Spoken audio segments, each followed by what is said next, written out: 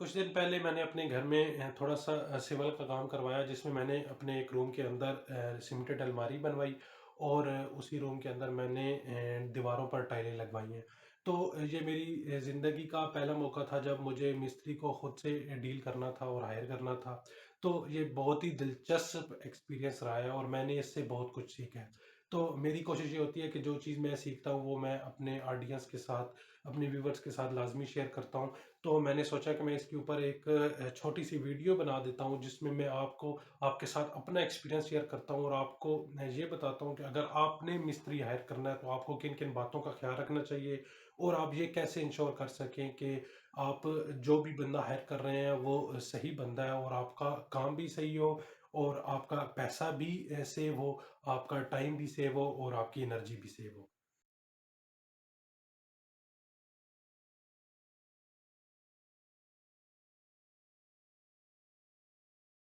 अस्सलाम वालेकुम, मैं हूँ हसीब गुल और आप देख रहे हैं अवान टाइम्स यूट्यूब चैनल।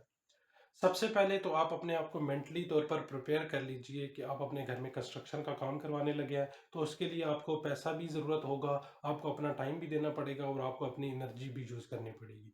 ऐसा नहीं है कि आप मिस्त्रियों को हायर करेंगे, वो आएँगे, अपना काम करके चले जाएँगे और आप साथ-साथ अपना काम करते रहेंगे। बल्कि आपको 100% अपना मिस्त्रियों के साथ टाइम देना पड़ेगा। एटलीस्ट घर में एक बंदा तो ऐसा ज़रूर हो जो फुल घर के बिल्कुल स्पेयर हो और वो मिस्त्रियों के साथ काम करवाए, अपना टाइम भी दे और अपनी एनर्जी भी यूज़ करे क्योंकि मिस्त्रियों को जो मटेरियल है वो भी प्रोवाइड करना होता है। इसके अलावा उनका काम भी चेक करना होता है, उनको काम समझाना भी होता है। तो आपको फुल टाइम के लिए एक बंदा लाज़मी मिस्त्रियों के लिए स्पेयर करना पड़ता है। तो इसलिए अपने आप को मेंटली तौर पर प्रिपेयर कर लीजिए कि आप जब कंस्ट्रक्शन करवाएँगे तो आप अपना टाइम भी देंगे, अपनी एनर्जी भी देंगे और आपको इसके लिए अच्छा खासा पैसा भी चाहिए। अब आते हैं उन पॉइंट्स की तरफ जिन पॉइंट्स का आपने ख्याल रखना है जब आप मिस्त्री को हायर करें तो। सबसे पहला पॉइंट तो ये कि आपको कौन-सा मिस्त्री हायर करना चाहिए। ये पॉइंट उन लोगों के लिए ज़्यादा वैलिड है जो नया काम करवा रहे हैं, ना कि उन लोगों के लिए जो मेंटेनेंस या रेनोवेशन का काम करवा रहे हैं। मैं इस पॉइंट को एक्सप्लेन कर देता हूँ। जब भी आप अपना घर बनवा रहे हो तो ज़्यादा कोशिश करें कि आप एक ही ठेकेदार से या एक ही मिस्त्री से बनवाइए। यानी आप जो स्ट्रक्चर का काम है वो भी एक ही मिस्त्री करे, उसके बाद जो प्लस्तर का काम है और जो फिनिशिंग यानी टाइल और मार्बल का काम है वो भी सेम मिस्त्री करे। इसका नुकसान ये होता है कि अगर आप ये सारे काम अलग-अलग मिस्त्रियों से करवाते हैं तो जो मिस्त्री दीवार खड़ी करेगा वो अपना टाइम बचाने के लिए वो लेवल का ख्याल नहीं रखता और दीवार जब खड़ी करके चला जाता है। उसके बाद जो मिस्त्री प्लस्तर के लिए आता है वो ज़्यादातर तो यही होता है कि वो ख़ामी निकालते हैं कि जी दीवार सीधी नहीं है तो आपका मटेरियल भी ज़्यादा लगेगा, टाइम भी ज़्यादा लगेगा जिससे आपकी जो कॉस्ट है वो बढ़ जाएगी।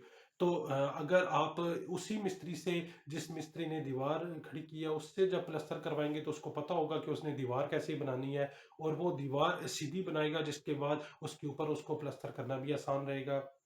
और इसके बाद जब आप टाइल पे आएँगे तो चूँकि दीवार भी ठीक होगी और प्लस्तर भी ठीक होगा तो टाइलें जो लगानी होंगी वो भी कम वक़्त में लग जाएँगी, जल्दी लग जाएँगी और ज़्यादा अच्छे तरीके से लगेंगी।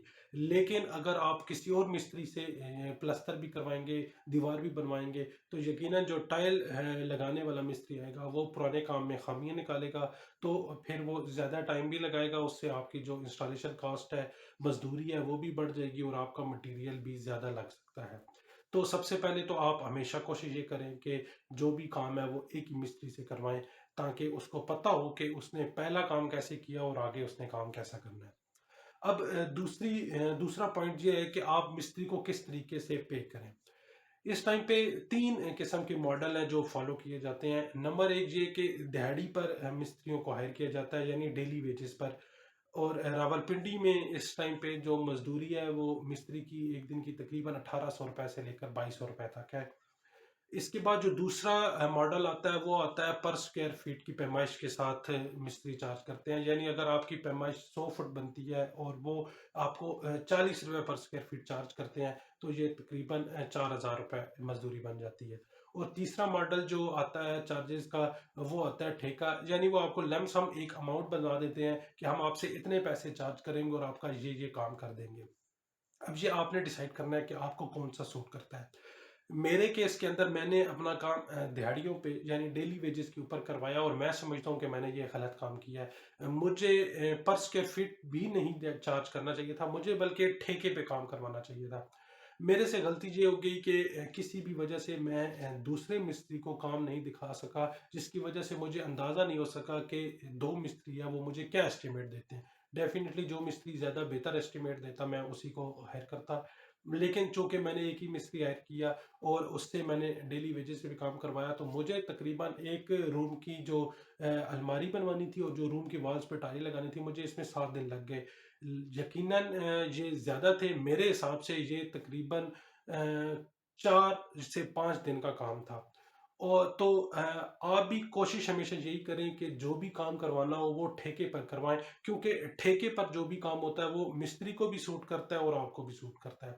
उसकी वजह ये होती है कि मिस्त्री को मालूम होता है कि उन्होंने जो भी काम है, जितना भी काम है, वो जल्द अज़ जल्द ख़त्म करना है, इसको लटकाना नहीं है।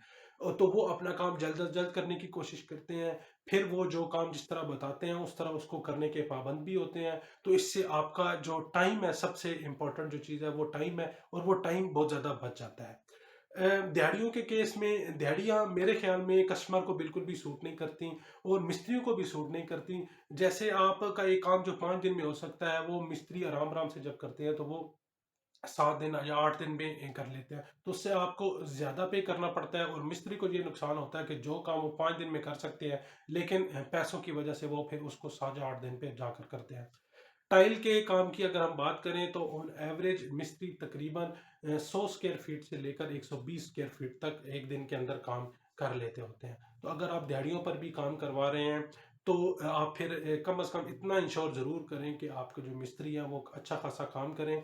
एक और नुकसान जो दिहाड़ियों पर ये होता है कि अगर किसी भी वजह से मटीरियल जो है वो ना आ सके, तो वो मिस्त्री जो है वो जो अपनी उनकी दिहाड़ी होती है वो उसको लाजमी चार्ज करते हैं, चाहे वो दिन में 2 ईंटें लगाएं, 5 टाइलें लगाएं, 10 मीटर लगाएं, जो भी लगाएं, वो अपनी दिहाड़ी लाजमी चार्ज करते हैं। लेकिन ठेके में ये होता है कि चूंकि आपको भी मालूम होता है कि आपने उनको मटेरियल देना है और मिस्त्री को भी पता होता है कि उन्होंने पैसे जो है वो उसको जस्टिफाई करना है अपनी दिहाड़ियों के साथ, तो वो भी हमेशा जो है वो काम को जल्द अज जल्द ख़त्म करने की कोशिश करते हैं। तो पैसे कैसे आपने देने हैं या फाइनल उन्होंने आपने उन मिस्त्री के साथ फाइनल कैसे करना है कि क्या पेमेंट स्केड्यूल होगा, ये आप मेरे ख्याल में जो ठेका है वो सबसे बेहतर रहता है। अब तीसरा पॉइंट ये कि आप ये कैसे इंश्योर कर सकेंगे कि आपने जो मिस्त्री हायर किया है वो काम जानता है और वो आपका काम ठीक तरीके से करेगा और आपके काम के अंदर भी उतनी ही क्वालिटी आएगी जितनी क्वालिटी आप मटेरियल में आपने ढूंढी है। तो इसका सबसे आसान तरीका तो ये है कि जो मिस्त्री आप हायर कर रहे हैं, जिस मिस्त्री के साथ आप बातचीत कर रहे हैं, वो यकीनन कहीं न कहीं काम कर रहा होगा। जो उसका रिसेंट काम हो, आप वहाँ पर चले जाइए, उसकी लोकेशन देखिए, उस काम को देखिए, उसके काम करने के तरीके को देखिए और अगर आपको मौका मिले तो उस कस्टमर से, उस काम करवाने वाले से भी बातचीत कर लीजिए, ताकि आपको अंदाज़ा हो जाए कि ये मिस्त्री काम के लिहाज से कैसा है और ये आपका काम ठीक करेगा या नहीं करेगा। और दूसरा तरीका जो हमेशा मैं अपने कस्टमर्स को भी रिकमेंड करता हूँ वो ये है कि आप खुद भी अपने काम के बारे में टेक्निकल इंफॉर्मेशन लीजिए और उसके बाद जब भी किसी मिस्त्री को हायर करें तो उस मिस्त्री से टेक्निकल सवाल करें। जब आप उससे सवाल जवाब करेंगे तो वो आपको अपने काम करने का तरीका बताएगा और उससे आपको अंदाज़ा हो जाएगा कि मिस्त्री काम किस तरह करता है। क्योंकि बहुत दफ़ा ऐसा भी होता है कि मिस्त्रियों को काम नहीं आता, तो वो इधर-उधर की बातें करके अपने जो है वो काम को एक्सप्लेन करते हैं। जब आपको टेक्निकल बातें पता होंगी, जैसे अगर हम टाइल की मिसाल लें तो टाइल को बॉन्ड से लगाते हैं या सीमेंट से लगाते हैं, बॉन्ड कौन से वाला अच्छा है, बॉन्ड में सीमेंट मिलाना चाहिए या नहीं मिलाना चाहिए, टाइल को भगोकर लगाना चाहिए या नहीं भगोकर लगाना चाहिए। जब इस तरह के रैंडम आप क्वेश्चन करेंगे तो उससे आपको मिस्त्री का टेक्निकल जो नॉलेज है वो पता चल जाएगा। जो मिस्त्री टेक्निकल नॉलेज में स्ट्रांग होता है वो अपने काम में भी बहुत अच्छा होता है और वो बहुत अच्छे तरीके से अपना काम करता है। ये चंद वो पॉइंट थे जो घर में काम करवाते हुए मैंने ऑब्जर्व किए, तो मैंने कहा कि मैं आपके साथ शेयर कर लेता हूँ। अगर आपका भी कोई एक्सपीरियंस है, अच्छा है, बुरा है और आप समझते हैं कि मिस्त्री को हायर करते हुए किन बातों का ख्याल रखना चाहिए, तो यकीनन वो आप हमारे साथ कमेंट्स में लाजमी शेयर करें, ताकि हमारे साथ साथ हमारे जो दूसरे व्यूवर्स हैं जिन्होंने घर में काम करवाना है उनको भी मदद मिल सके। अगर मज़ीद इस बारे में कोई भी सवाल हो तो आप नीचे कमेंट में पूछ सकते हैं। अगर आपने टाइल परचेज़ करनी हो या टाइल के बारे में कोई भी इंफॉर्मेशन चाहिए हो तो नीचे नंबर और एड्रेस दिया गया, आप हमसे रब्ता कर सकते हैं। इस चैनल का मकसद कंस्ट्रक्शन और कंस्ट्रक्शन से जुड़ी हुई हर मालूमात आप तक पहुंचाना है। अगर आप चाहते हैं कि ये मालूमात आपको मिलती रहे तो इस चैनल को सब्सक्राइब भी कर लीजिए और बेल आइकन को प्रेस कर लीजिए ताकि आने वाली हर वीडियो की नोटिफिकेशन आपको मिलती रहे। शुक्रिया।